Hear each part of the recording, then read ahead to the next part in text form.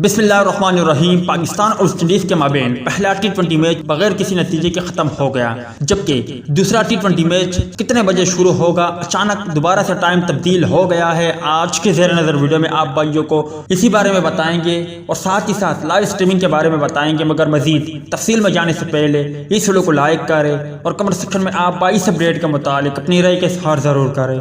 दोस्तों, पाकिस्तान और West Indies के माबेन दूसरा टी20 मैच बरोज हफ्ते के दिन खेला जाएगा।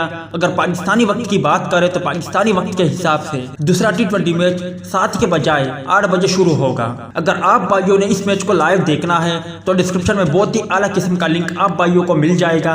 सिंपल आप भाइयों ने उस लिंक पर क्लिक करना है। जैसे ही आप लिंक पर क्लिक करेंगे तो आप भाइयों को लाइव मैच चलता हुआ देखने को मिलेगा। मगर इसके लिए सबसे पहले आप भाइयों ने इस वीडियो को लाइक करना है, चैनल को सब्सक्राइब करना है और कमेंट सेक्शन में मुझे इतना जरूर बताना है कि दूसरे टी20 मैच में कौन सी टीम कामयाबी हासिल करेगी। तब ही आप भाई आसानी लाइव मैच देख सकते हो, वरना फिर ना कहना कि मैच में कोई मसला है या चल नहीं रहा। उम्मीद है दोस्तों कि आज के मुख्तसर वीडियो भी आप भाइयों को पसंद आई होगी।